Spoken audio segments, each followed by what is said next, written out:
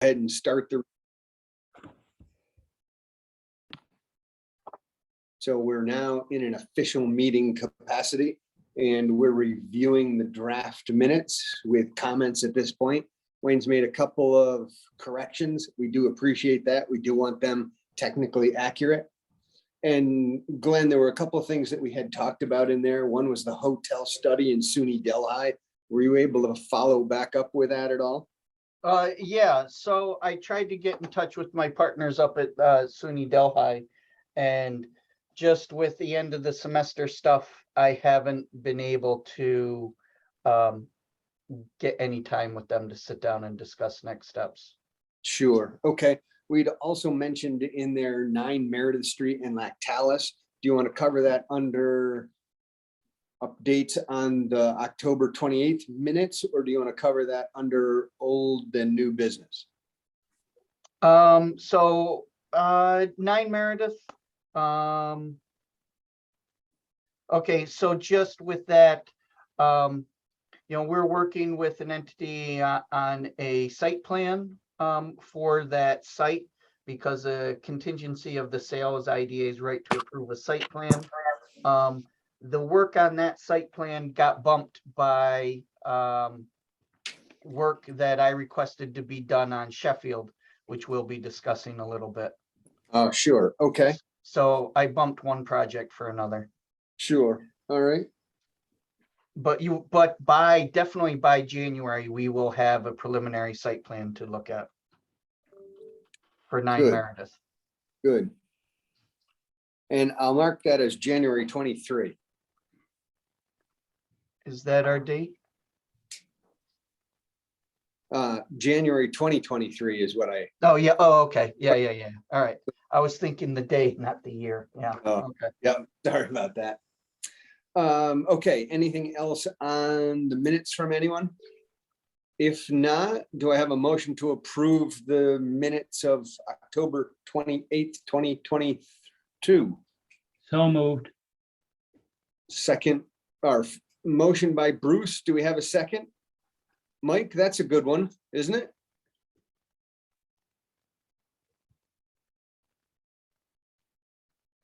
Audio may not be working there. All right, second that. Any other discussion? All in favor? Aye. Opposed? Abstained? Hearing none? Carried. Glenn, number 3. All right. So staff updates. Do you want to start with the good news or the bad news? Let's start with the good news. Okay. So the good news is that we had an open position in the department, and we were able to find Sean Penshoff, who's joining us here. He just started this Monday, and he just have great expectations for what he can bring to the department and the agency. And Sean, do you just want to give a brief intro? Good morning, everybody. My name is Sean Penshoff. I live here in Hawkett, actually Greene County, but I'm not connected to Greene County in any way, like roads. So Delaware is really my home county. Most recently, I've been running actually a small business of my own in New York City, running a personal training gym in Long Island City, Queens, and have been kind of doing a back and forth between here in the city for the past year, and just absolutely fell in love with it. And I'm very much looking forward to, helping businesses up here, people start and grow their businesses, and very excited to be here. Well, welcome aboard. Thank you. Welcome. Glad to have you. Thanks very much. You got big shoes to fill. Oh, yeah. Oh, okay, Glenn, I guess that if we started with the good news, now you got to finish with the bad news. All right. Well, I'll have Evan deliver the bad news. Yeah, I'm on a laptop since I'm helping Glenn right now.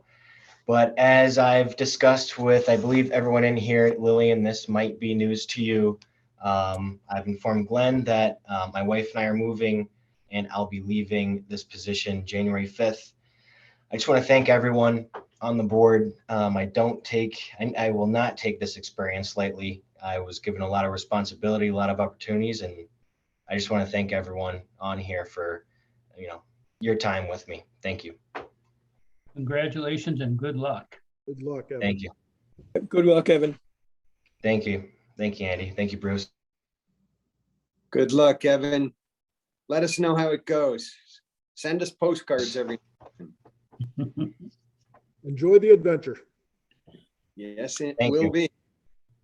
Yeah, so just circling back to staffing then for a minute, as you recall, when we were initially going out for the position that Sean is filling, the intention was, with a focus on agriculture for that position, and not saying that Sean doesn't have the skills and attributes to support that position, but after interviewing him and with Evans leaving, I think so my plan is basically Sean is going to be Evans' replacement. He's going to take over the role Evan has been playing, particularly this last year, and particularly spearheading our CARES Act program, which we'll discuss later under the LDC, and also taking a primary role under tourism, which we'll give a brief update on later.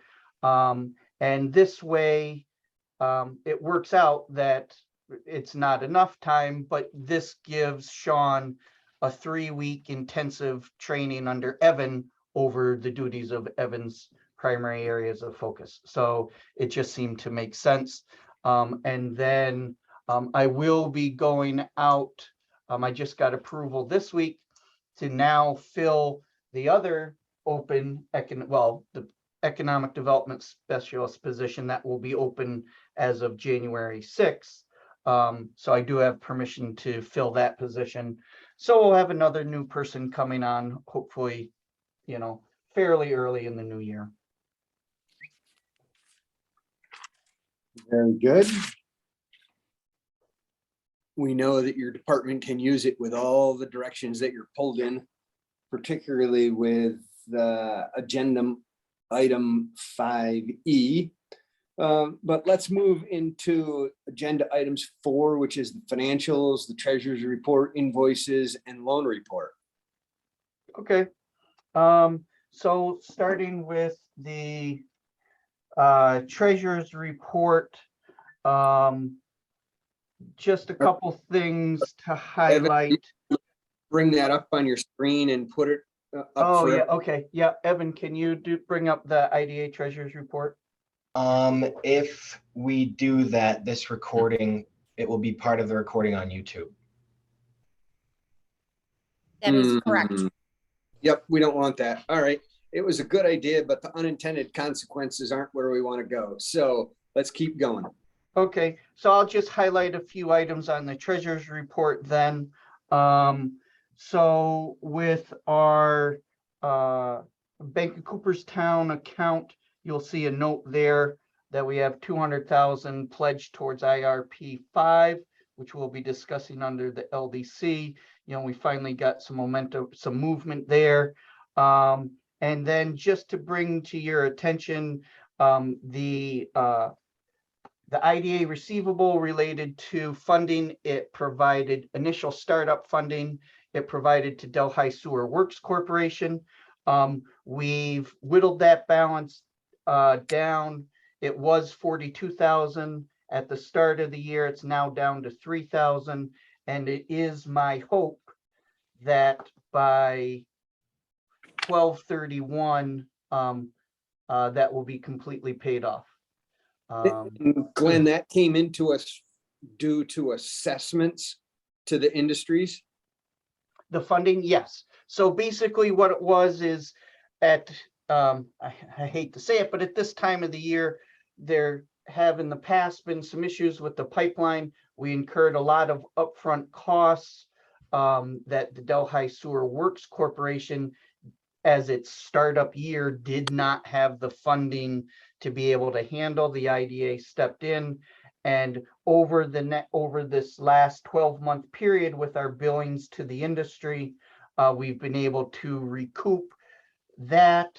We still have a lingering cash flow issue due to their delay in payment in some occasions. So that's why we haven't gotten it all the way off the books yet. Mm-hmm. Okay. But they do know that they owe it. Oh, absolutely. Oh, yeah. It's just the process, you know, we've got the process down, and everything's fine. It's just the 30-day payment usually isn't 30 days. Mm-hmm. It can stretch to 45 or 60, and somehow it's always our fault, but And Glenn, the balance started out at 42,000, you said this year? yeah, it was 41 and change. I don't have the number in front of me now. But yeah. So they've been consistent with paying it down. Oh, yeah. They're good about paying. We're all, you know, friendly right now, and everything's fine, and it's working out. It's just, you know, we incur the expenses up front. They refuse at this point, until we finalize negotiations on a user agreement, they refuse to pay for services up front. So it's like, I can't bill them for what we had to pay in October until after October's all the way done and closed out. And then I can show them the actual invoices and things like that, and then they'll repay. Well, then they have their corporate process to go through, and so it just lingers. Mm-hmm. That's why your management services expense needs to go up to cover the carrying cost of that, if we don't have that built in there already. Yeah, so right now we get $1,000 a month. The IDA receives $1,000 a month as an admin fee for handling the billing and everything like that. If we don't finalize the user agreement, well, then I am proposing that the IDA will get a raise in 2023. Yeah, I support that. Okay. Included in the financials, we had the invoices that we had paid, as well as the receipts that we had taken in. Yes. Some big dollars of expenses. Some of those were shown as loans that were going out. There were some taxes that we paid, presumably for Amphenol's pilot, which came into us and then went right back out in the Yes. same other Yeah, amounts. that's exactly right. Whereas most of the people we work with on pilots pay the jurisdictions directly, Amphenol pays us, and then we distribute it to the jurisdictions. Yep. It would be nice in time to work on getting them to pay those jurisdictions directly, just so we don't have to handle that. But Yeah, honestly, I think that within the next 14 to 15 years, we'll have that perfectly worked out. I'm glad it's working on a good timeline. Now on to loan reports. If you want to start with the IDA loan report, and I have questions on numbers 17, 22, and 26. Okay, 17, I haven't had any contact with that business. Jim had kind of been taking the lead on it. So the total amount due, which is sizable, is just our practice of showing everything that is past due on that account. Some of that relates to because they weren't current when we went into the COVID deferment, we're not giving them any credit for that period. We're showing that full amount. They are making payments on a not quite regular basis.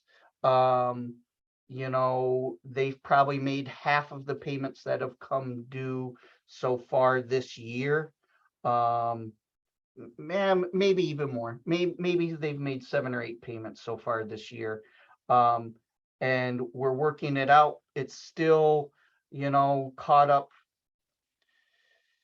Well, we do need to talk about it, I guess, because we've been waiting for the last year, because there was the prospect of a pending sale of the facility, which would have made us whole. And due to legal issues on the business's side, they haven't been able to do that. That person is no longer, or that company that was interested in purchasing is no longer interested. I did have now that I'm thinking about, I did have one phone call from this business roughly a month ago. They had somebody who was interested in leasing a portion of the building. I haven't heard anything further, so my assumption is that that did not happen, but that was gonna help with his cash flow and help him get more regular on his payments. Just for information purposes, the deferment for COVID, was that a 1 year, 2 year scenario? It was 5 or 6 months, I believe. It was, so it started with March payments and everybody was back on board. So March of 2020, and unless they asked for an extension, which honestly only a handful did, most everybody was back on payments by August or September of 20. So that would account for like $12,000 to $15,000 of their. Oh, yeah, Last yeah. bill. This is not related to COVID. This is related to issues within the business, probably over the last 4 years. Yeah, they've struggled mightily financially just in getting sales and then in producing the product at a profitable basis. And we've patiently struggled them along. Folks, I just want to alert you that Mike O'Brien seems to have dropped out of the meeting, and I do have a new name coming up, which I presume is Mike, but I'm going to ask you just to pause for a second. So we'll see if it's him, and if not, I will immediately remove him from the meeting. Okay, go for it.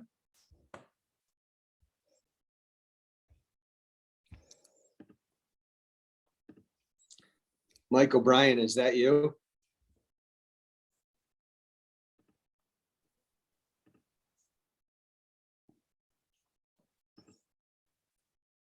Mike O'Brien, you're on mute.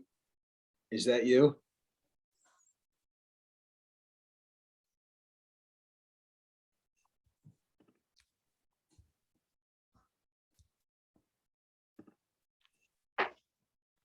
Devin, do you have the ability to text him? I've just emailed him. I do not have a text number for him. Yeah, I don't have Mike's cell phone number. Me neither. Got the hand. We got the hand. We don't know what the hand is trying to do. Darn this technology. Oh, Oh, It's there he him. is. that's Mike O'Brien. All right, facial recognition works. Wonderful. Mike, you are on mute. Should be in the top right side of the iPad bar if you touch it. Up above Wayne and Debbie. Think we got it, bud. Wonderful. There you go. Good deal. We like that. All right, Glenn, any other comments on invoices and receipts? No, I guess we were on the loan Loan part. report. Yep, so that was 17. That was 17. Yep. Evan and I didn't get a chance to talk about the loan report this week. We're just running in different directions. But Evan, do you have any update on 1819?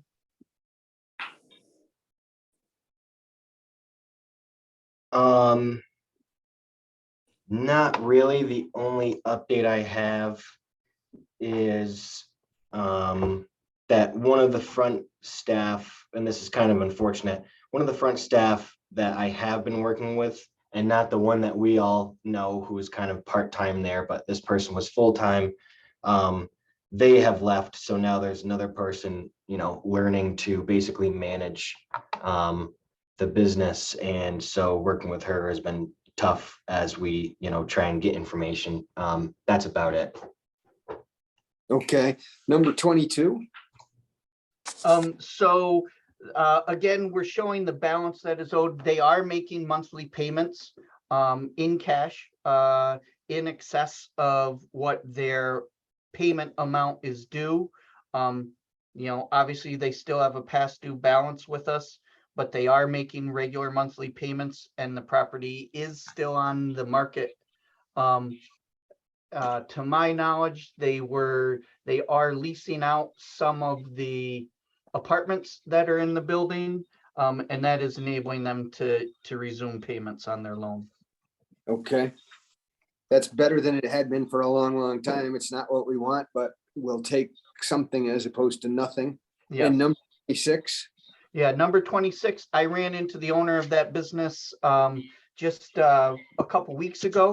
I was anticipating that he would have made a payment by this time in December, but I will reach out to him again.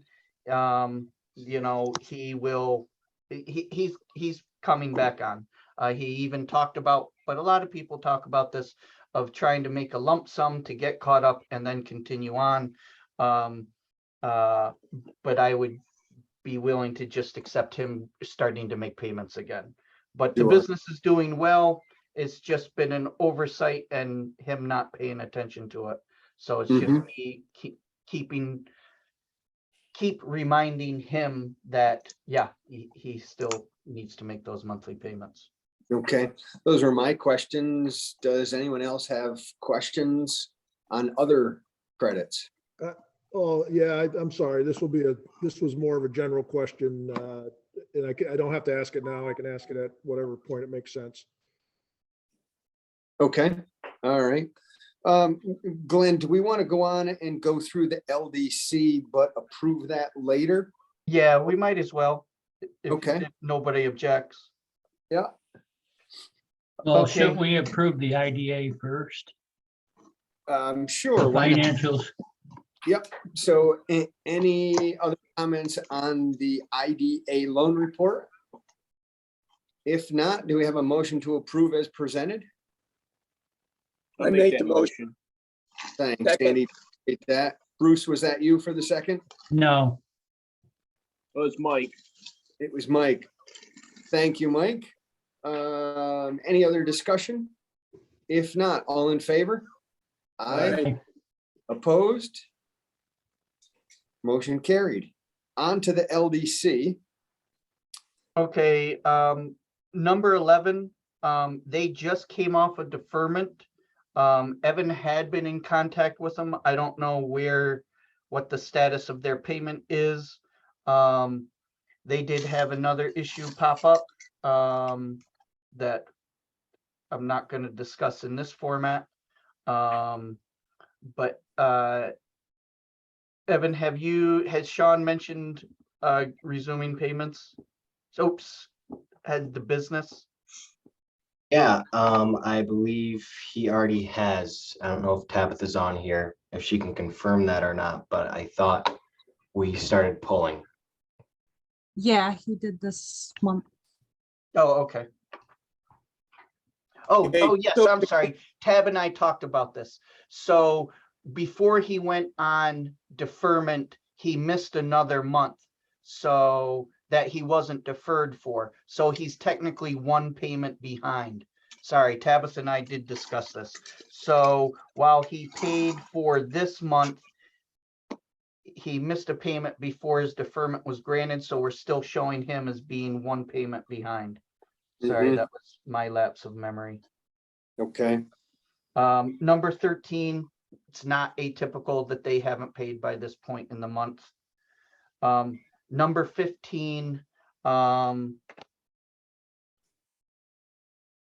don't have an answer for. Have you had any contact with them, Evan? No, not in a while. No. So this is one of the accounts that frustrates us administratively, that they're probably managing cash flow and treating us as the last payee, and this will happen every now and then during the course of a year, and then all of a sudden we'll get a lump sum to make up the difference. And it's just a matter of us just constantly managing this account, which we have apparently lapsed a little bit on. We've been very interested in getting these people to go on to automatic withdrawal because it's not financial issues within the company that is causing them to be late on payments. So yeah, that's something we need to take care of.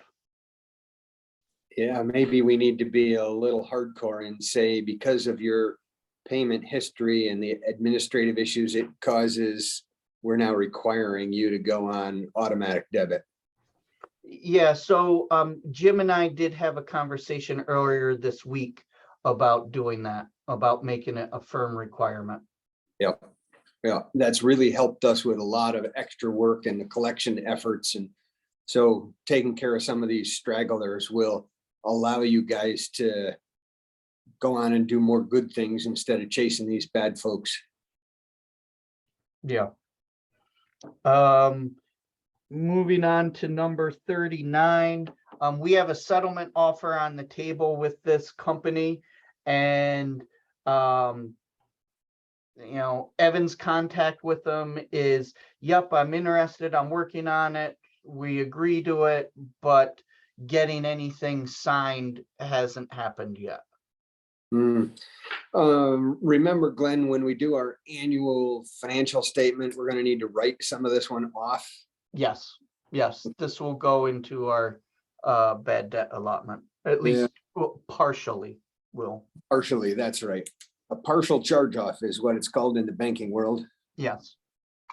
But a full payment, you know, as of this agreement wouldn't come until 2023 anyway, so it wouldn't be end of this year that I'm assuming that it'd be written off. Well, we would have to at least account for it. Yeah, we 'Cause we chart know- down the. Yeah, because we know it's not gonna happen, so we have to account for it. Yep. And then number 43, just, you know, time of the month, it's, you know, I expect that he'll walk in the door next week with a check. Okay, any other questions? Yeah, just one, does it make sense, Scott, Glenn, or whomever, to add a column here that identifies last contact? Meaning, when was the last time we talked to the borrower to see their status for the ones that are past due, obviously. Right. Yeah, we can, I think what we could do is we could bolster the information we provide in the comment column and just make sure that we're including in there more than just the number of payments due. We can include date of last contact as well. That would be helpful. I think we talk about that every time, so that would be helpful, I think. Mhm. Yeah. Sean, you're pretty good with your Excel skills. Good. Yeah, worked in public finance credit for a while, so have that background. Yeah. Good. All right. Excellent. Okay. We'll get to approving that or further discussing it when we get into the LDC. Anything else, Glenn, that we need to finish up with under item 4 financials? I don't think so. Okay.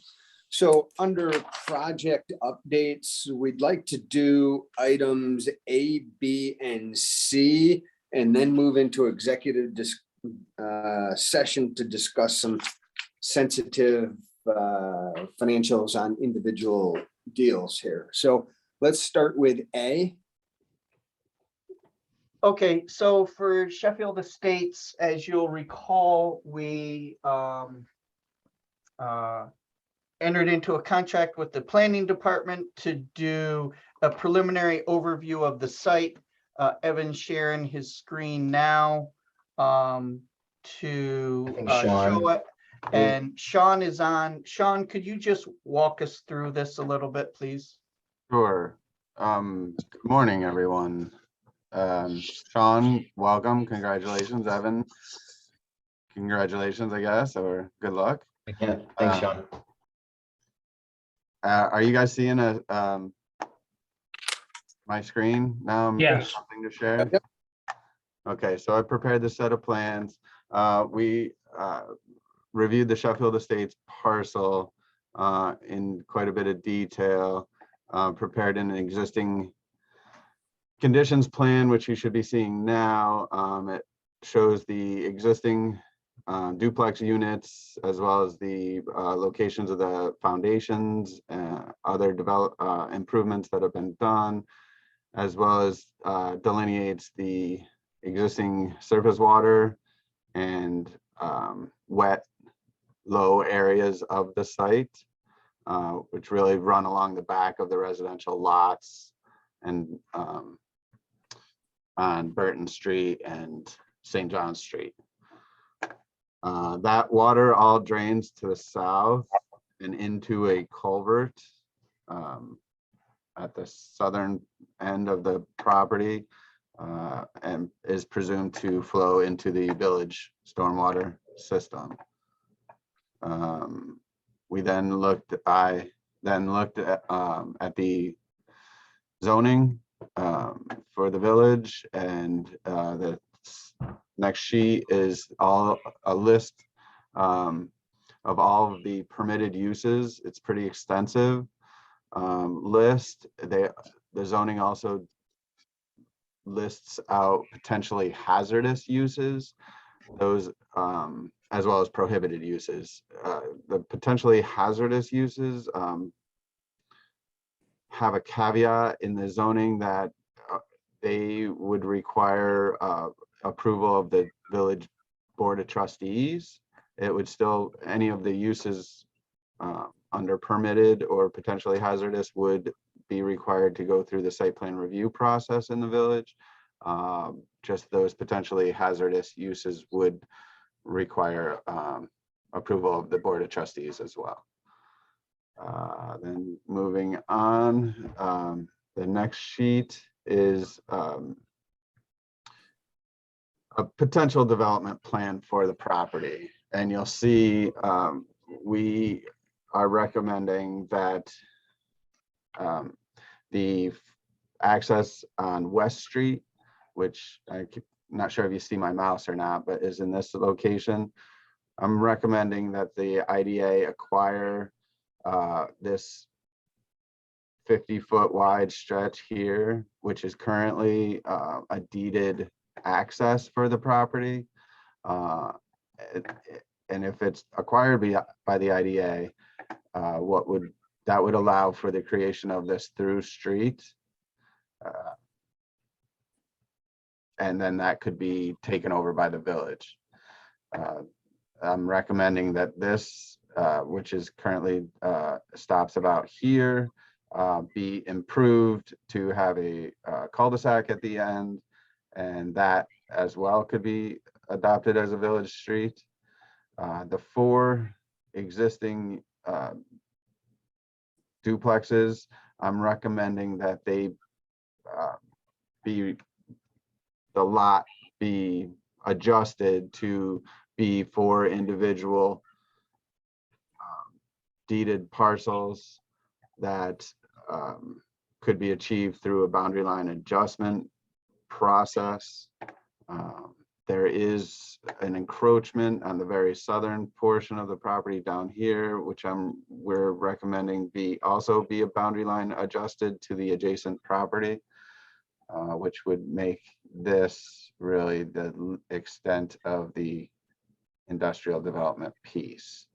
This first version proposes that beyond the 4 lots that are residential, the creation of 4 more industrial parcels, which lots 5, 6 are fairly large.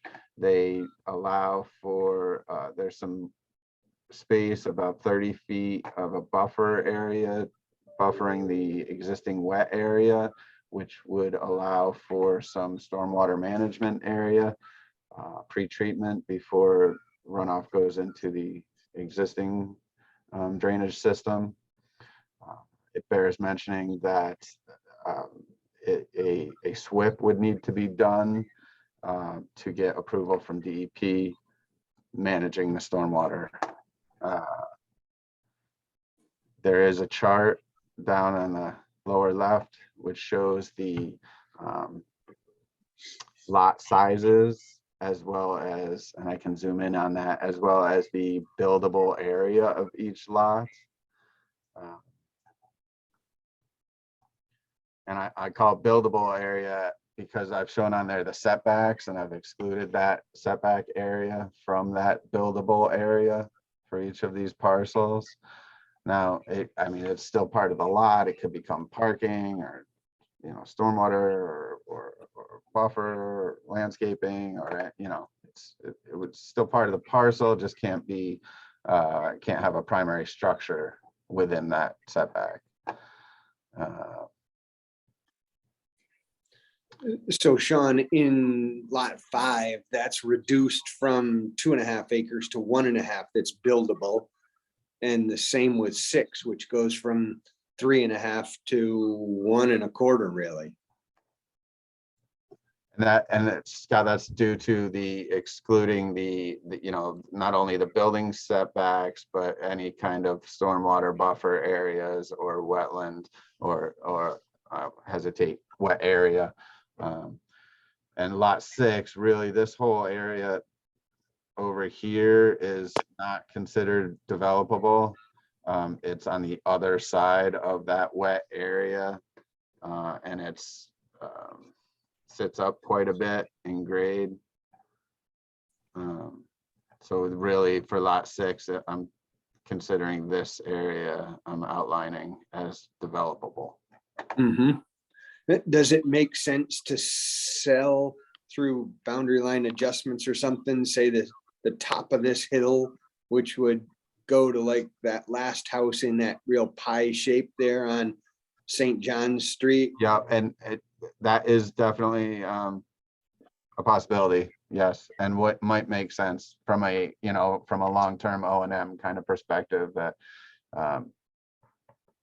you know, it's separated by the wet, and it's, you know, then it wouldn't be a maintenance thing in the future. Yep. Okay. So yes, I that would potentially make sense. And by There- putting a cul-de-sac behind lots 1, 2, 3, and 4, does that take a developable lot out? A developable lot of where the cul-de-sac is? Yes.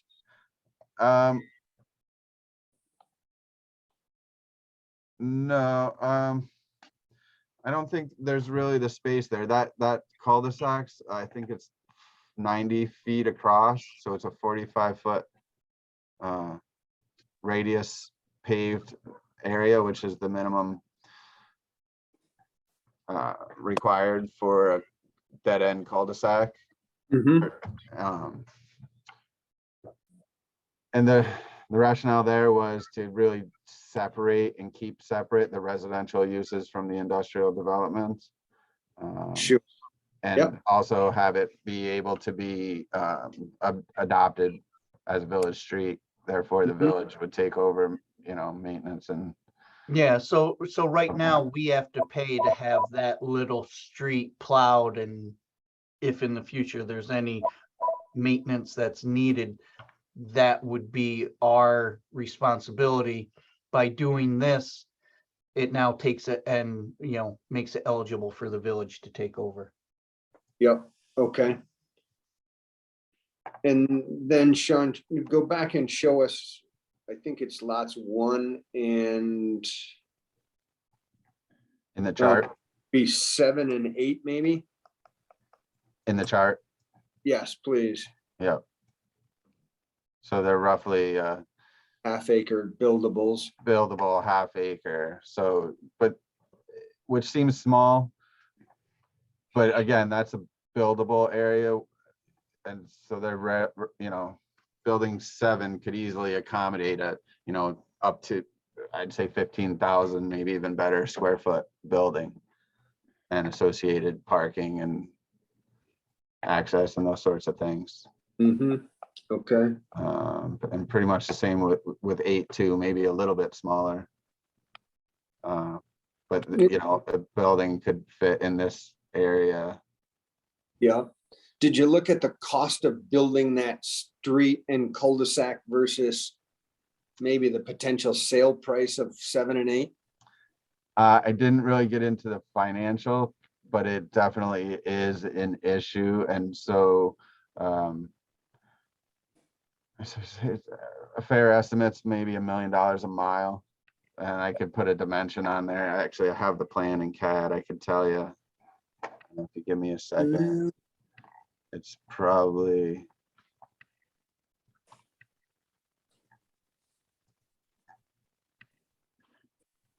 ballpark 500 feet long. Mm-hmm. Okay. So Well- that's a tenth. So maybe $100,000 to build that cul-de-sac from Right. the intersection. Yeah. And that's one of the rationales behind the next plan, which really you should be seeing now. And it really just takes 7 and 8 out of the picture. It makes 5 and 6 one large lot. And then 7 and 8 one large lot. And thereby reducing that stretch of road. Yep. Did I read somewhere that additional housing, residential housing is a deed restriction? Yeah, On this piece, yes. So when the IDA or the LDC, I guess, acquired this parcel, there was language written into the deed prohibiting more residential development from occurring on this property, is my understanding. yes, it was written in by the prior owner prior to transferring it to the LDC. Okay.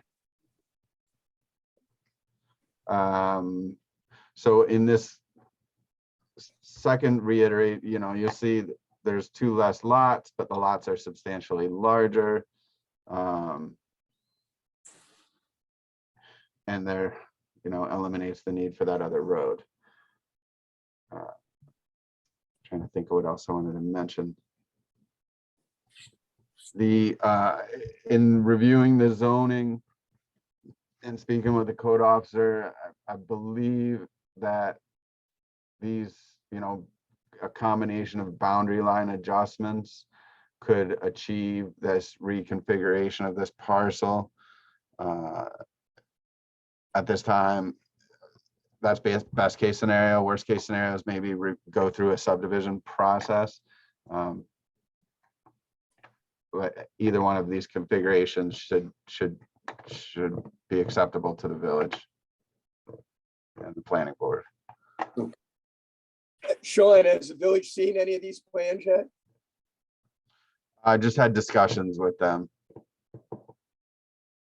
I haven't shared the plans with them. Glenn, I'm not sure if you have. No, not at this stage. We're just letting the IDA look at it first. I mean, basically, in my mind, this satisfies one of the first issues that the IDA had requested that we look at is, okay, it's 13 acres, but what can we actually do with it? So this is that first step. Here are some options. This isn't an exhaustive list. It could be 4 lots, it could be 3 lots, it could be 2 lots, you know. This just gives the IDA some base level data of what's available. As far as, you know, ultimately what gets done, you know, this is, in my mind, this is a discussion point. We can start discussing the future. As Evan has reported before, we are in a package of a grant application package to ARC with our other partnering counties for engineering, site plan engineering, which would delve a lot deeper into costs and benefits of this, as well as the actual design work. Evan, you know, correct me if I go overboard a little bit, but you know, there would be funding available for us to then, you know, say, oh, okay, you know, this is what an engineered road is going to cost per whatever. And this is where sewer and water would have to be extended and the cost of that which might ultimately be the deciding factor. Yeah, Then later on, after that, then there would be a development project of some case, of some sort, potentially. Either the IDA could take it on and make it quote unquote shovel ready. So then these 4, sites are ready for a business to come in and put up, move their business here according to what the site can handle, and sell it that way. Or we could, just leave it at the planning stage and provide these plans and information to a potential buyer and saying, here's all the information you need, but you're gonna do it. The IDA is not gonna invest in it. And in my mind, we're nowhere near that yet. Yep, okay. Thank you, Sean. I think from an IDA member standpoint, we've got these plans 1 and 2. We need to think about it. And maybe in our January meeting, have another discussion about what these could be. And maybe we can get somebody to work on the cost of building the road that would go from Burton Avenue over to West Street, and just start with what the cost of that is, plus the cost of the cul-de-sac. I think if we go all the way to Burton Street, we're gonna have a lot of problems with the neighborhood using it as an exit. I wondered about that, whether that would become a racetrack through there. Well, I would be more concerned with people leaving their jobs and going home and going through the residential section. Narrow street, not the best side of town. So I don't know if we would want to do a cul-de-sac at the end of that so they couldn't exit out onto Burton Street. But I think from the public point of view, we get a lot of complaints if it's a throughway street. Okay, Yeah, I think and I agree with that, but one other concern you might have is if there are now 4 businesses in there, do we need to have that extra way in and out for emergency services or things of that nature? And that's a possibility. Evan, can you raise that up a little bit by St. John Street? The village owns a parcel. Well, we'd have to cross the wetland, so that's not good. All right, never mind. Village owns this piece. Right. Yeah, well, I was thinking if we did an exit out of there, but Oh, I we've see. got to cross that wetland partial where the ditch is, and that would add a huge expense to it. It would. There is currently a culvert here, as this was planned to be a street under the previous development plan. Your concerns are valid, Bruce, in that people may be using it as a cut through. Burton is a dead end, so there's really, I don't know, maybe a dozen or so houses up here. Right, but On that dead end. my concern is that the employees working here are leaving that way and the public complaining that there's 30 or 40 cars coming through 2 or 3 times a day through a residential section. It is a narrow street. And lightly traveled, as it's a dead end. Right. okay. All right. Glenn, do we have other discussion we want to hold right now on Sheffield Estates, or shall we move on to the greenhouse? I think we're ready to move on unless there's any questions. Okay. Let's tackle your math. Okay. Evan, can you bring up that the greenhouse sheet? Yeah. So I'll just introduce it. So, with the evolving nature of things out at our Andy's property, and the fact that the IDA was able to obtain several grants in relation to this project, as it is now no longer in a state that is going to move forward, at least in the near future, as well as some issues that came up with the project in general.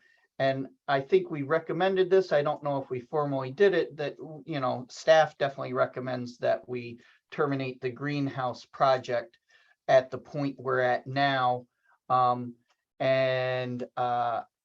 We just feel we had an obligation to the funding entities in order to keep good relations, to give them an update on what's going on and what has transpired. And so I just wanted to give, you know, a brief overview accounting of, you know, where we are with that project, the sources of revenues that we had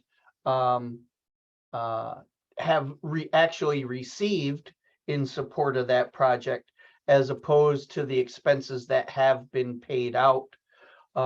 So we did receive $211,700 in support of that project. $100,000 of that was coming from the IDA fund income account. We had a private investor, and then we had funding approved through the O'Connor Foundation, and for the total there. And then we did have some expenses incurred. You know, we did move forward with architectural plans through all the way through to the stage of being prepped for going out to bid. We had some miscellaneous expenses, but then we had interest on the account, so I netted those out. And then there was, you know, we will need to pay back O'Connor for their grant, since we're not moving forward with the project. And, you know, it's kind of funky how I wanted to show this, but to pay the IDA back for its initial investment, you know, obviously you can see from this, our expenditures exceed our revenues. So there is a small net loss to the IDA at the end of the day in regards to this project. I just wanted to bring this to the board. And yeah, again, I apologize. I can't recall whether we have officially canceled it or not, but staff is recommending that we officially cancel it. Glenn. Yeah. In the final report, it really should be the IDA rebate be reduced by the loss so that the project zeroes itself out. Yeah, but I didn't want to, I wanted to be as upfront with the board as possible, showing that, you know, there's a net loss. I was afraid if I did that, someone could potentially look at it quickly and be like, oh, okay, $0. All right, so yeah, there's nothing at the end. We got, you know, we didn't incur any expense. You know, we got all of our funding back. I just wanted to be upfront and highlight the fact that we did not. Right, but the revenue above would show that we didn't get full payment back. Right. And so it, for the record, it probably should zero out, even though we know we lost. Oh, yeah, yeah, we're 8,800. not, yes. Yeah, okay. Yeah, so the check to the rebate to the IDA will not be that full amount. It'll be that amount minus the net loss is what will actually go back into the fund income account. Did the architect's costs come in higher than what we anticipated it to be? Because that looks like where the overrun is there. Well, no, really so we had to move forward with architectural plans for some of the grants. They required a certain level of engineering and plans be produced in order to apply for the grants. What really came about is my goal for this project was to build a replicable model for a sustainable greenhouse that other local ag, vegetable, or whatever other producers needing a greenhouse would be able to replicate and build and afford to build on a return on investment basis on their property. As we got into the project and actually into not just architectural pricing, but actual real world pricing, you know, the cost for this greenhouse, which was supposed to be around 450,000, we were already approaching 800,000. And it was only, I say only 800,000 because of cuts to the original design that we had to make along the way to keep it to only that amount. And it's just not, in my opinion, a feasible project for other, in this iteration, it's not a feasible project for other local ag growers to adopt. which So was do what you the need initial a pursuit- motion to terminate this project so that we can reimburse the grant funders? I think that would be best. that And before we do that, just want to make one quick update here. So this is from the actual greenhouse account, but just for full transparency, there was 10,000 in revenues and 10,000 in expenses before we opened the greenhouse account. So the private donor is actually 25,000 and the architect is actually 33,800. But that was made before the greenhouse was open, and I just kind of read this and told Glenn recently about it, so we didn't make any change to this. Now, what happens with the private investor? He's just out of luck. We're gonna give her a full accounting that we spent all of her funds, and that should be it. Okay, And she understands. Yeah, and there's hope that the work done can still be put to use somewhere else. And that was her whole goal, is whether it's the IDA or someone else, someone can, do something with this greenhouse. all right. Excuse me, was the architect paid by a percentage of what the project was gonna cost? Yes, 10% of what the project was gonna cost with increments. So the first 10,000 came as kind of a retainer at signing the contract. And that was right before the grant season. And then further, I guess the next one was construction drawings, I think, was the next level where he got, basically the rest of it. And that was to start securing quotes from materials and suppliers. And that's when we started getting those quotes back and realizing, like Glenn said, close to 800,000 for, the whole project. Thank you. So he didn't get the full 10% of what the project was supposed to cost, which at the time of the contract was 450,000. Thank you, Evan. Yep.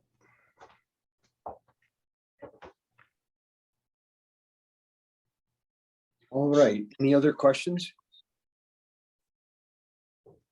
Hearing none, do we have a motion to terminate the project, reimburse the IDA, and who was the second? O'Connor. We needed O'Connor. to O'Connor, yep. And I'll make zero that motion. accounting. Okay, thanks, Bruce. Do we have a second? I'll second that. All in favor? Aye. Aye. Opposed? Hearing none, motion carries. All right, Glenn, on to C in the Village of Franklin. Yeah, so this, as I mentioned, that, we still have the issue. Evan, I don't think we necessarily need to bring up any of the documents that are in the on the Google Drive. They're there as a reference if anybody wants to look at them later. But yeah, so just with the Franklin septic issue and with this opportunity with the Restore New York grant, as I'd mentioned before, our original hope for design for a septic system was inadequate. We do have a concept for moving forward. There is a potentially cooperative neighbor who would potentially host a larger system. I say potentially a couple times just because, they're mowing it over kind of thing. But they've expressed interest and support for the idea. So with that, and with some confirmations from the folks at Restore New York that infrastructure can be part of the project, then we made the decision, and the team of the individuals involved, but specifically the application would be by the Village of Franklin, to move forward with the Restore New York application, including increasing the original project budget to account for a estimated cost of what the upgraded septic system would be. So that increased project cost by roughly $500,000. So now our application to Restore is reflective of a $2.6 million project, requesting the maximum allowable of $2 million from the Restore New York program. Now, I had a brief conversation with Scott yesterday, where I just did acknowledge that this Restore New York program is highly sought after and highly competitive, but there are some geographic factors that may play into our advantage. This is not a shoe-in type of application, but really at this stage, there's no real costs involved. It's just a matter of my investment of time to try to move this project forward. So that's kind of the Restore in a nutshell. And then also included in that folder was, and we had an email about this several weeks ago, the intent to move forward with having some test pits dug and a perk test completed on the proposed new property. Again, still not in the stage of having formal approval from the landowner. We haven't acted on it, and after yesterday and what's going on today, we may have lost our opportunity for this year, unless we get a new warming cycle fairly quickly.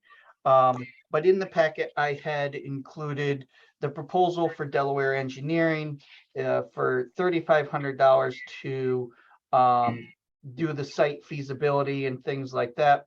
And as I had indicated in the email to the board, it would be the IDA putting up that $3,500, that the IDA would recoup that cost, whether or not we move forward with the grant, or whether or not this grant is applied.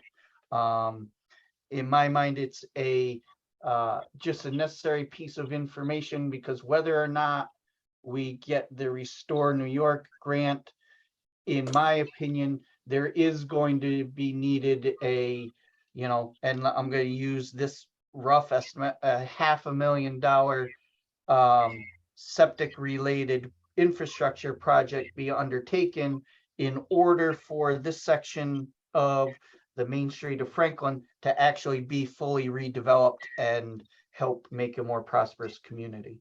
Yep. And that So- reimbursement would come through the village? What's that? The reimbursement for this upfront cost would come through the village? No, most likely not. It would come through. So in the Delaware County has a future development account under my budget that pays for investigative studies like this. Okay. So it would be reimbursed through that account. Yep. We've Okay. used it in the past for surveys and stuff of that nature, and this falls into a preliminary engineering in order to help a project develop. And so, that's a budgeted line item in my budget, and I would just, if and when we move forward with this, these test pits, we would be recouped within, whatever the normal county cycle for paying invoices. Sure. And- Okay. and just one other question, the Restore New York, does that have a match with it, or is that the straight up grant? Match is 10%. Okay. Which is why it's so sought after. And part of that 10% can be in-kind work too. So conceivably, with some of these projects, they're gonna be fully funded. And so we're now in restore round 7. And it's my understanding, and it's not a perfect understanding, but it's my understanding that this is the only application coming in from Delaware County. That's helpful. Yep, that it is. Okay, any other comments on Village of Franklin's septic and restore New York? If not, I'd like to have a motion to go into executive session to discuss other financially sensitive topics on our So- update list. So moved. Is there a second? All in favor? Aye. And a second. We are now back in the IDA meeting. So from executive session, we do need a motion to approve the sale of business equipment, which is held as collateral. Anyone up for making that motion? So moved. Motion and a second. Second. A second. All in favor? Aye. Opposed? Motion carried. On to item 6, other old and new business. Anything else, Glenn? Did you want me to do some an update on tourism? I have that as one of the things on my list to talk about. Yes, please. Okay, so, all right, I've gotta do share screen again, and Evan's gonna have to hustle over from the other store or the other room to get here, so I know how to do it. At the bottom. I'm You gotta go here. Back to Zoom, I gotta go back to Zoom, share screen. share screen, and then go to here. No, you gotta click what you wanna share. You can just do that, and that way they'll see everything that you're gonna do. This. Double click. Okay, all right. Okay, so just a couple things. I'm gonna go through this quick because I see how late it's getting. Just a couple things. So yeah, we've been spending a lot of time on tourism. Basically, we've kind of divided it. Evan has been doing most of the program stuff. I've kind of been taking care of the money. I just had up here, this is just an update on our 2022 budget. I just wanted to, I guess, bring your attention to one thing. So we've made some progress with the county in understanding that tourism is a different animal. Most everything in the county at the end of the year, funds get swept and, go into the general fund. They've agreed to consider tourism as being different. And so that some of these funds that come from a number of different sources under the other revenue account here are either related to prior contracts with a former TPA or occupancy tax revenues, and making sure that at the end of the year, things don't get swept into general fund. That's been agreed to. So we had a starting budget of, that amount there. We are going to have some excess money to carry over that will support next year's budget, which just at a glance, total revenues of 500,000 from these various sources. It's in your things. You can review it at any time.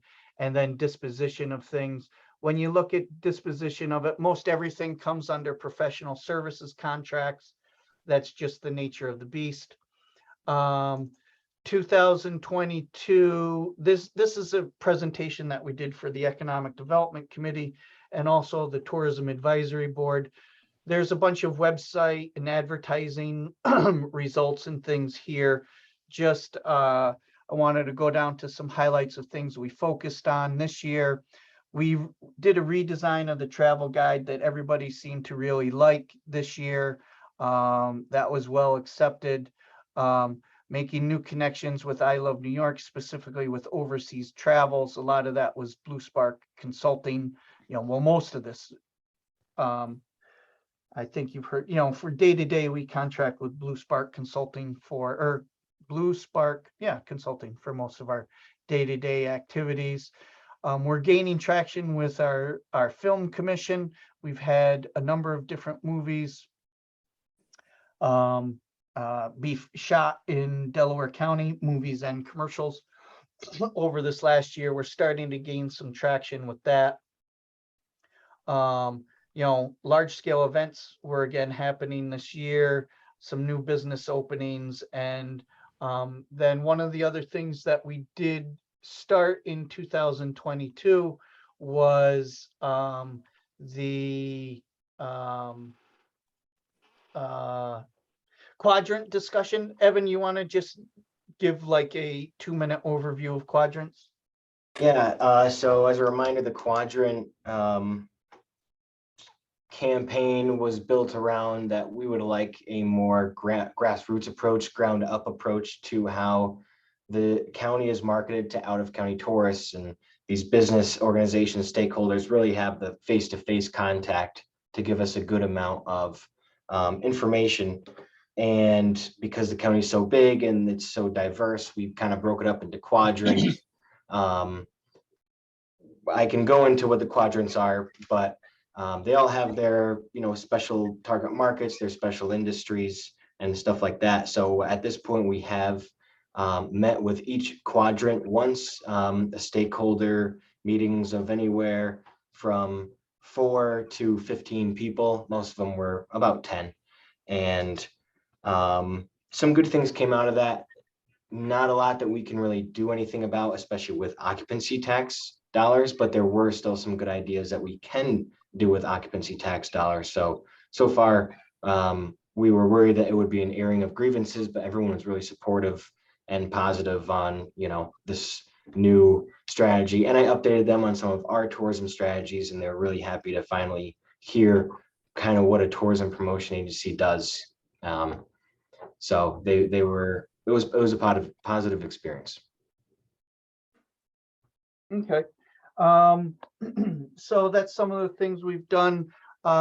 Looking forward, these are some of the areas that we're going to focus on through our base budget. We continue to work with Brandman Agency. That's our press agency. They get us a lot of articles written in magazines and stuff like that. We're potentially considering a new media consultant to help with day-to-day activities. Continue to promote and grow our events, blah, blah, blah. Film commission. This year, Delaware County will be taking a larger role in CATS, and Lisa from Blue Spark will be spearheading that with us. We're looking to do some more updates, improvements to our website, basically making a resource site for tourism-related businesses and stakeholders that can be short-term rentals, as well as the businesses that service the tourism market themselves. Also creating some additional focus on wedding venues and wedding services. The idea behind that is, we've got a number of venues, and it would be beneficial and help potential people from out of the area having a greater degree of confidence to book with our area venues if they were sure that ancillary services were available. So that would be an avenue for that. Continue to work with stakeholders. This is a big thing, to build promotions and packages, having our businesses work together. Again, that's something also that was brought out from the quadrant meetings, was potentially Evan had an idea of doing some seminars about how to build packages and working together and things like that. And then also just beyond our base budget, Evan, do you want to just give a quick overview of the ESD grant in case we actually get that? Yeah, the ESD grant is a fully funded project if we get the grant to create an online interactive. Hey, he stopped sharing his screen. All right, Glenn. I can stop, I can't start. Yeah. of all of the outdoor recreation we have in the county, with the idea that, you know, as part of we're part of the Catskills, which is Greene County, Ulster County, Sullivan County, but we're different that we have no resorts, we have no casinos, we have no, you know, theme park type stuff. We're really untouched, but that's also a strength. With all of our trails, snowmobiling, cross-country skiing, hiking, outdoor, you know, kayaking, all these outdoor stuff, but they're just kind of hard to find, especially if you're not from here. I always say, you know, I'm from Oneonta, I'm still discovering a lot of stuff around here. So this interactive map would make it really more accessible to anyone who can come on the site. We'll put all the trails up there. A lot of it's already mapped by the planning department because of different projects they had. This is just putting it online in a digestible form. And I submitted 2 applications, one to create this map with a small marketing, you know, once we launch it, just market it a little bit. And then because we could submit as many applications as we wanted, my second application was a more robust, we're going to build the map and then partner that map with like a 150,000 large marketing campaign of escape to the perfect Great Western Catskills type stuff. Same thing I just talked about, untouched, pure, natural outdoors. The map itself is probably, I think, was 250,000, a little bit above was the estimate, and that was the minimum grant that we could apply for. And then the map plus the marketing was like 350, I believe, 375. Yep. Oh, and on the map too is going to be nearby businesses. So when they get off the trails, they know where they can get coffee or lunch or dinner, and it's just going to help capture more tourism dollars. Good. Okay. Anything else under old or new business? One of the things I had written down for us to think about is our annual reorganizational meeting, which will be in January. Jim has told me that he's up for being the chairman for 2023, but he would like to step aside in 2024 and have a new chairman. He's talked about potentially being a non-voting member because the IDA board is limited to 7 members. And as Wayne has experienced here, it does take a couple of meetings, or maybe it takes even more than that, to get up to speed on everything that's going on. We do talk in code, but we also just have a lot of legacy stuff that goes on. And so it takes a while to acquire that knowledge. I don't have any interest in being the chairman in 2024. So we will be looking for a new chairman. We also need to think about whether we bring on other non-voting members in 2023 to get them kind of up to speed, so that if in 2024 we have some folks who decide to go to a non-voting member, though they may want to stay involved in the IDA, that is accomplished. We need to think about the skill sets that we have for all of us on the board. I bring the finance and the lending piece. Bruce has got the CPA piece. Mike's got the insurance piece. Andy's got the retail piece. But we've got other skill sets that we may think are important, whether it's marketing or legal or whatever else in the next person we bring along, as well as county diversity. I think right now we've got pretty good county diversity, but we want to keep that diversity as well. So our January 2023 meeting will need to be thinking about all the different board positions, but also about some succession planning, as potentially both Jim and I are off of the board in 2024 or 5. I didn't have anything else. Unless anybody else did, we can conclude the IDA with a motion. Mike, So moved. Second. okay, all in favor? Hi. Aye. Okay, IDA is done. On to the LDC. We'll open that meeting. We'll look for an approval of the draft minutes from October 28th, 2022. So Motion. moved. And a second, all in favor? Aye. Opposed? Motion carried. On to the financials, treasurer's report, the invoices, the receipts, and the loan reports. We've been through all of those. Any additional questions? Just one, Scott, and this is just a curiosity question, the IRP reserve, how is that calculated? What is that based upon? Okay, so, because those funds are monies that we borrowed from USDA, they require us to maintain a 6% reserve on our outstanding loans. We try to maintain an 8% reserve. But yeah, so that would be there to make up for, because we have payments on that. So for example, next week we have a $32,000 payment to USDA associated with our IRP3 loan. So if we had gotten into a situation where we had some losses, we could go to that reserve account to make that payment. Okay, I just didn't know if it was something we calculated or they give you a percentage that you had to utilize. Yeah, I tried, they require 6. I try to keep a couple percentages above that. Okay, thank you. You'll make a good banker yet. Go ahead. Risk averse. Risk averse. Okay, we need a motion to approve the invoices, the receipts, and the loan report. I'll make a motion. Thanks, Mike. Is there a second? Second. All right, we have a second. All in favor? Aye. Aye. Opposed? Motion carried. Glenn, on to Delaware County Rail Program.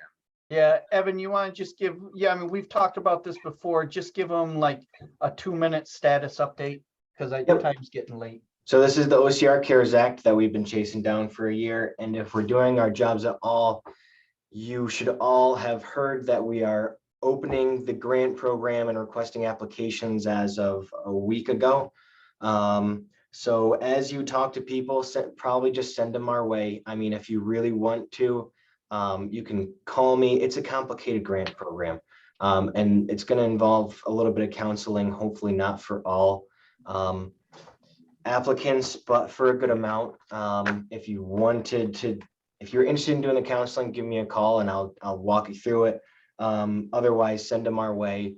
And basically still 2 categories. One, the simple one is if they have a project that adapted their business during COVID, they apply to us.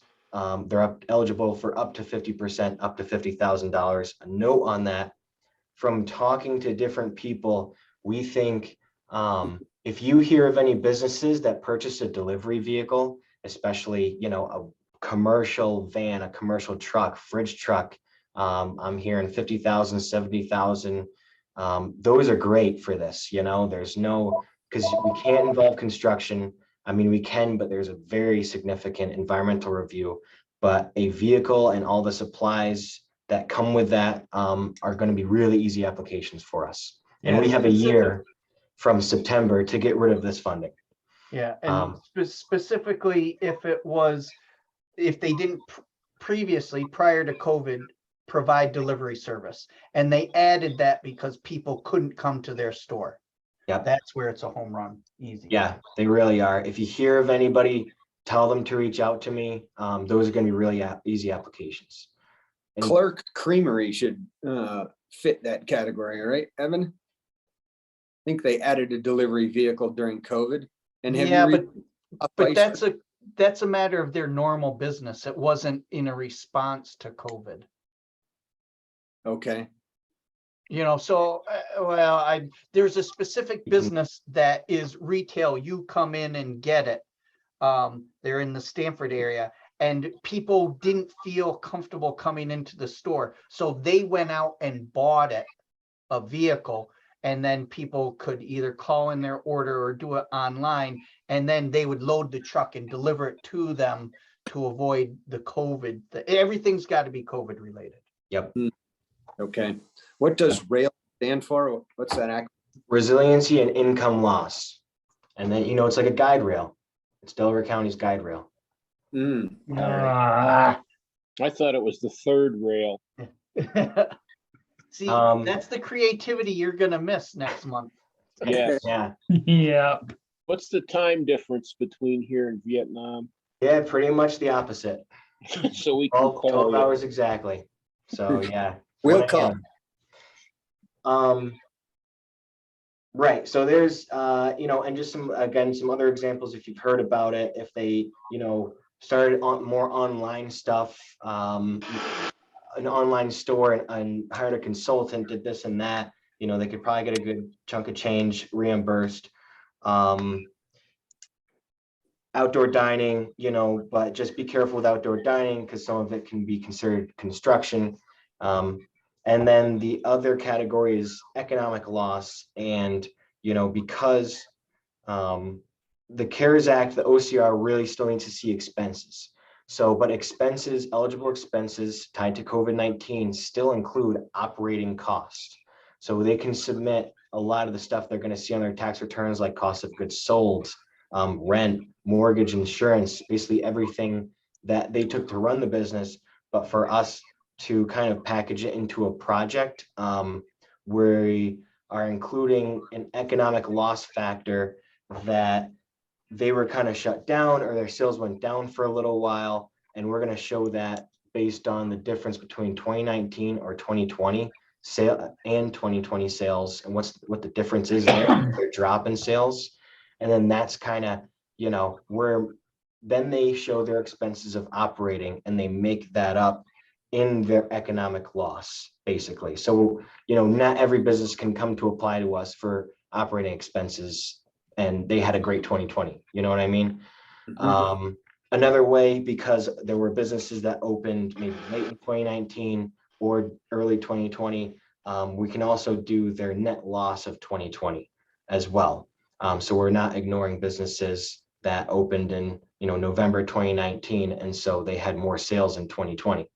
So because they were largely untouched with PPP and New York's Small Business Pandemic Recovery Grant and all of these, which we're going to take that out of their economic loss. Again, prioritizing people who had a large economic loss and didn't get substantial financial aid.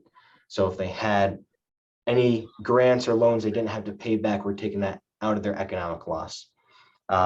Still looking, we have to document expenses of, what these funds are reimbursing, which can reimburse all the way back to March 13th, 2020. And then this is kind of this is what OCR really cares about, is a duplication of benefits. And this is in both categories. So they're going to have to account for any financial aid they receive, no matter whether it's included in the project or the expenses or not, and how they spent it. So we're going to have a project cost in our application.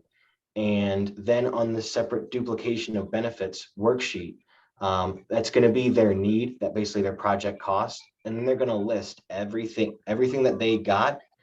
And if it didn't go into that project, they're going to list as non-duplicative. This is probably too many details. Yeah, But a little bit. they It's a still process. have to, they have to account for all of it. They just want to make sure that these Delaware County rail grant funds are not paying for something that PPP, Small Business Pandemic Recovery Grant, and even the EIDL loan and New York Forward loans, they are counting those subsidized loans as financial assistance, that those didn't pay for what we're going to reimburse. Okay, thank you. Yep. I can think of a couple of businesses that have that. Yeah. Glenn, on to IRP 5, and you're looking for authorization to accept that? Yeah, so, we were approved for it and, everything went dark for about a year, Evan. And then just lately they asked to confirm that we still use the same attorney, Carly, and that they're going to start sending over documents.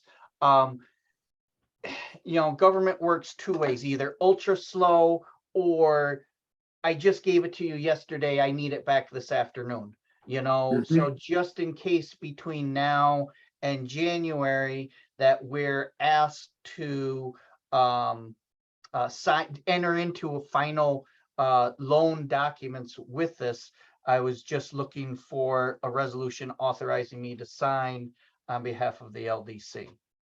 A question, Glenn, is this what the 200,000 in the savings account is backing up, this IRP 5? Yes, so our total new IRP 5 fund will be $950,000, 200 from the IDA and 750 from USDA. That will be the fund. By entering into this loan agreement with USDA, we are the collateral to USDA is our interest in the loan fund. So if we went belly up on this IRP 5, we haven't through 1 through 4, but you never know, then that 200,000 is what we would be risking. No other assets of the LDC, just the 200,000 that we're committing up front. And we have to repay this at 1%? Yes, at 1% over 30 years, 0% interest for the first 3 years. No, I'm sorry, interest only for the first 3 years. So it's a 33-year loan? Yes. And when do you retire, Glenn? Sooner than 33 years, but you know, Sean might still be here. Gotcha. One guy's leaving the country and everybody else is lawyering up.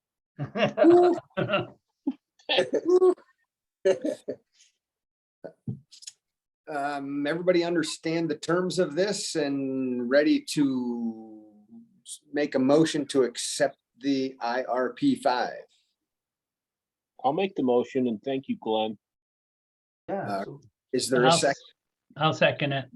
Yep, motion and a second. All in favor? Aye. Opposed? Motion carried. You can sign it if the paperwork comes in a hurry, Glenn. All right, thank you. Yep. Okay, train to work. Okay, I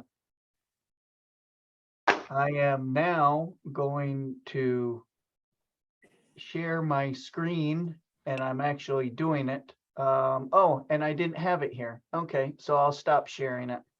No. Oh, no, I did have it there. You do have it there. I want I to do know have it there. why the quits and cancels occur, and is that thematic or those are just duds of employees? Okay, so yeah, so whether it was quit or canceled, usually canceled means fired or quit, but I was in a better mood the day that I found out about it. When I actually used the words quit or fired, it was because I was ticked at that person or the day in general. So they basically mean the same thing. A train issue or from the trainer, or the person being trained is just a dud? It's you. The issues that we've had with this program regarding canceled contracts have been near exclusively related to the employees themselves. Okay. Glenn, is this public information?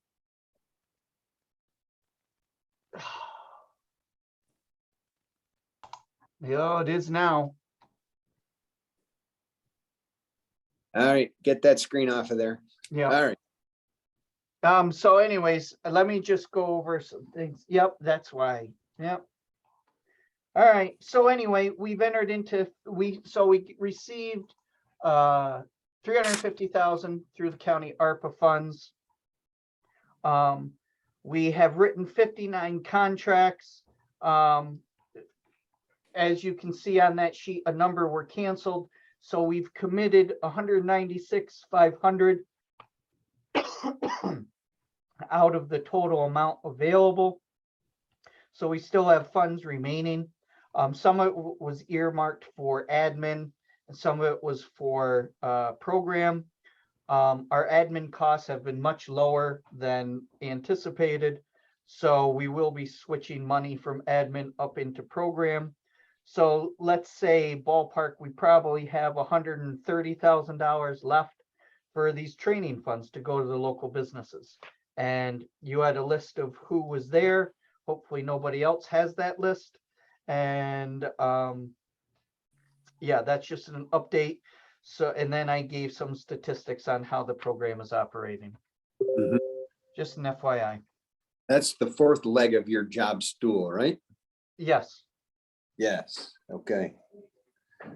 Okay, any other old or new business before lunch? All Hey, right, there's somebody here from Senior was- Meals. Thanks for the lunch, Glenn.